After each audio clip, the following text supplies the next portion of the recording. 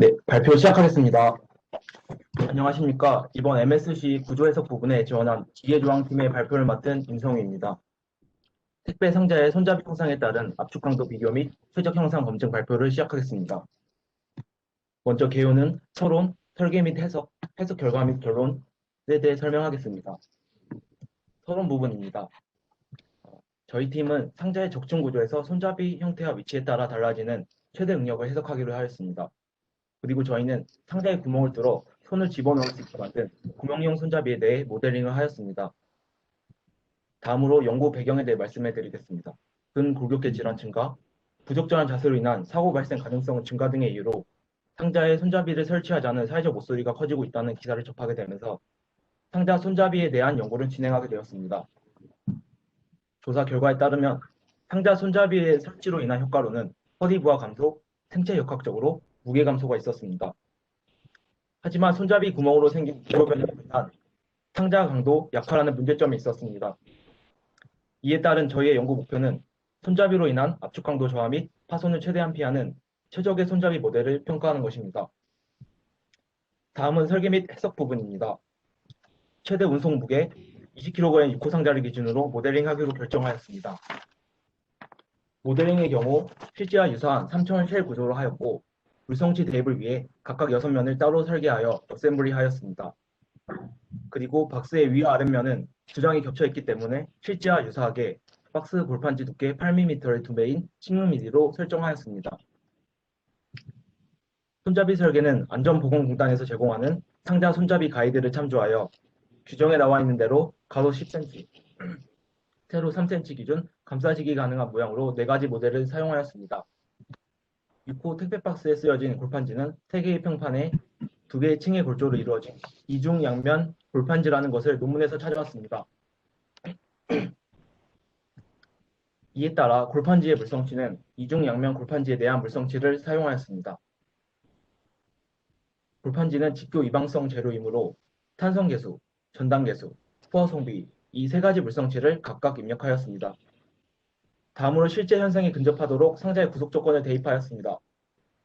박스가 이동하지 않고 오로지 변형만 발생하도록 설정하였습니다. 단단한 바닥 위에 있는 상황을 구현하기 위해 윗면을 Z방향으로 구속, 정중앙 포함 3개의 점을 X방향 고정과 정중앙 포함 3개의 점을 Y방향 고정을 하였습니다. 박스의 물성치를 설정하고 박스를 어떤 식으로 모델링 했는지 얘기했다면 박스가 실제로 어떤 상황에 있는지 얘기해야겠죠. 저희는 상자를 적재하거나 운송하는 등 물품의 유통 과정에서 보통 가장 높이 쌓을 수 있는 높이가 어느 정도 되는지를 찾아보았습니다. 보통 3m 정도의 높이가 최대여서 저희 40cm 높이의 6곱 박스를 7개까지 쌓을 수 있는 걸로 선택했습니다. 그리고 이것이 저희가 처음 생각한 박스 7개가 쌓여있는 모습입니다. 위에 6개의 20kg짜리의 균일한 무게 상자를 놓고 가장 아래에는 빈 박스를 놓고 그 상자의 응력을 해석했습니다. 가장 아래에 빈 박스로 설정한 이유는 구조상 상자가 비어 있을수록 파손이 더 잘 일어날 것으로 생각했기 때문입니다. 하지만 손잡이 4개별로 이 7단을 쌓아서 모든 걸 해석하기에는 노드수의 제한도 떠났고 그에 따른 해석 시간이 길어진다는 문제점이 있었습니다. 그래서 저희는 대처 방안을 생각했습니다. 바로 등가중 조건이죠. 이 등가중 조건이란 박스를 직접 쌓았을 때와 같은 응력 분포 현상을 갖는 조건을 찾는 것입니다. 저희는 이 등가중 조건을 찾으려고 여러 가지를 시도했습니다. 박스 위에 분포 하중을 주기도 하고 압력도 줘보고 모서리에 선하중도 줘봤습니다. 하지만 그림에서 보시다시피 실제 박스를 쌓았을 때의 응력 현상과 가장 비슷한 모양을 가진 것은 강제 변이를 가해줬을 때란 겁니다. 그래서 저희는 이 강제 변이를 저희의 등가중 조건으로 선택했습니다. 이것은 등가중 조건을 찾는 방법인데요. 최상단의 20kg 무게의 상자들이 쌓여있는 것을 볼 수 있고 2단부터 7단까지 오로지 구조적인 차이만을 가진 케이스를 강제 변이를 구해서 그것을 선형적으로 더해서 응력을 해석하는 방법을 모색했습니다. 이것이 바로 그 방법입니다. 하지만 이 등가중 조건이 실제로 20kg 상자 6개를 쌓았을 때와 같은지를 검증이 필요하겠죠. 그래서 저희는 폰 미세스 응력을 기준으로 오차율이 2% 미만으로 나오면 20kg 상자를 적층했을 때와 강제 변이를 줬을 때를 동일시할 수 있다고 보았습니다. 우선 각 단별로 2단부터 4단까지 오차율을 비교하기 위해 직접 쌓아 올릴 때의 최대 응력과 같은 응력을 가지는 각각의 등가 변이를 구했습니다. 각 케이스별 오차율은 X와 Y, Z 모든 방향면에서 오차율이 2% 미만이 나왔고 실제로 저희가 집중적으로 해석하고자 하는 손잡이 부분의 오차율은 1% 미만이 나왔습니다. 따라서 저희는 이 20kg 상자 적층 시와 강제 변이를 줬을 때의 등가 변이가 성립한다고 간주했습니다.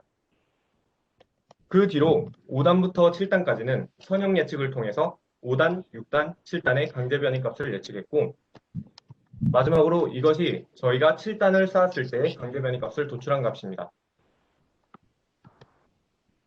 앞서 구한 등가중 조건인 강제 변이 값을 적용해서 손잡이별 상자를 해석한 결과 및 결론에 대해 정리해 보도록 하겠습니다.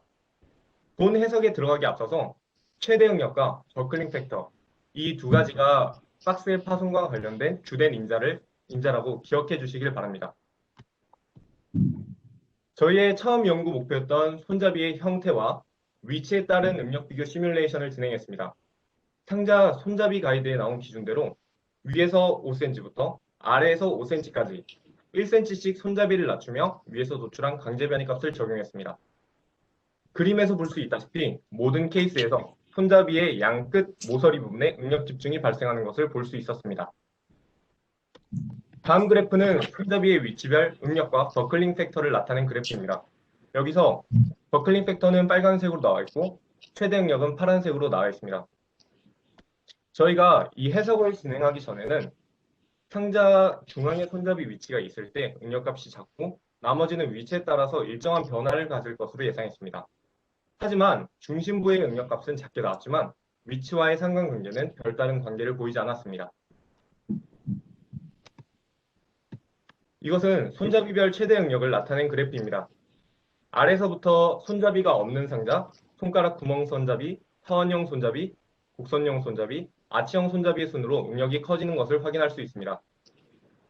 그리고 이 그래프에서 검은색 줄을 추가했습니다. 이것은 바로 골판지 품질 기준입니다. 바로 상자의 성능을 가늠할 수 있는 지표이죠.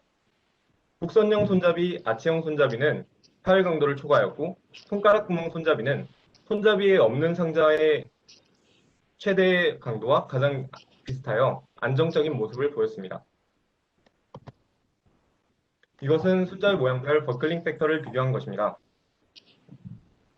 손잡이가 없는 상자보다는 낮았지만 대부분 2 이상의 안정계수를 갖기에 충분히 안정적이라고 생각했습니다. 또한 이것은 안정성을 판단하기 위해서 저희는 좌굴계수를 사용했는데요. 버클링 팩터의 절대값이 1보다 크고 안정계수는 모두 2 이상으로 나와서 좌굴에 대해 안정적인 것을 알 수 있습니다. 결론적으로 저희의 손가락 구멍 손잡이가 상자 상단 21cm 떨어진 지점에 위치할 때 가장 안정적이었고 최대 응력값 또한 0.384MPa로 가장 작았으며 손잡이 없는 상자의 경우와 가장 유사했습니다. 아래 표를 보게 되면 손가락 구멍 손잡이 안정계수가 손잡이 없는 상자와 거의 유사한 것을 볼 수 있죠.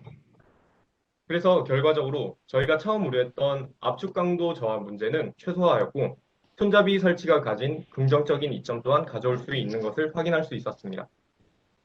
저희가 이 프로젝트를 진행하면서 아쉬운 점도 있었는데요. 바로 피로, 충격, 습도 등 상자가 파괴되는 여러 요인들을 고려하지 못했고 최적 설계를 통해 새로운 손잡이 모델도 고안하지 못한 점이 아쉬웠습니다. 또한 상자의 소성 변형이나 실제적인 테이핑까지 고려했다면 더 좋은 해석이 됐을 것으로 예상합니다. 이상으로 발표 마치도록 하겠습니다. 감사합니다. 네, 감사합니다. 이제 질의응답 시간 갖도록 하겠습니다. 현대자동차의 공당초지라고 합니다. 발표 잘 들었습니다. 보통 손잡이라고 하면 손잡이 해석 잘 들리세요? 네, 잘 들립니다. 손잡이 해석은 손을 넣고 임장 강도 위주로 먼저 이렇게 형상 최적화가 돼야 될 것 같은데 그게 고려가 안 되고 그냥 여러 상자를 쌓고 압축 모드에서 그 압축 능력이 실제로 손잡이 부위에 많이 가해질 것 같지 않은데 그런 어떤 관계 조건으로 손잡이 형상 최적화를 하신 게 어떤 주된 사용 모드가 빠져 있는 것 같아서 그런 그 손잡이에 손을 넣고 손잡이가 되게 다양하잖아요. 손이 큰 사람도 있고 잡는 그 부위도 다 다르고 이제 그런 다양성을 고려해서 해석을 일반적으로 해야 될 거라고 생각했는데 그냥 다른 해석을 하신 이유가 뭐가 있는지 궁금합니다. 그러니까 손잡이로 잡는 그 하는 조건이 아니라 그냥 이렇게 접대 상태의 조건만 해석을 하신 이유가 뭔지 어, 궁금합니다. 일단 저희는 먼저 손을 이용해서 이런 것도 해석도 고려하려고 했지만 그냥 우선적으로 그 이런 다이소나 이런 막 물류센터 같은데 상자를 이렇게 쌓는 형식으로 먼저 했어가지고 그래서 압축 강도 위주로 생각을 했습니다.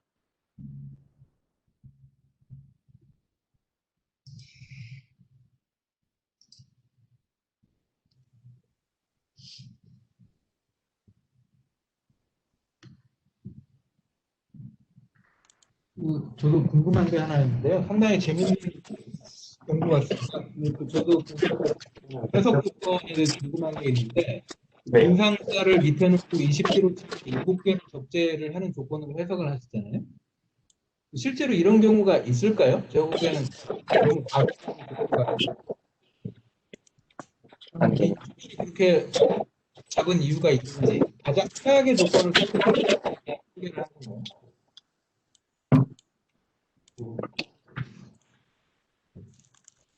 네, 맞습니다. 저희는 상대가 꽉 차 있을 때보다 우선 비어 있을 때 파손이 더 잘 일어난다고 생각을 해서 어떻게 보면 과설계일지 모르지만 가장 파손이 잘 일어날 것 같은 조건에서 실험을 하기 위해서 뺀 상자는 빈상자로 설정하기로 했습니다.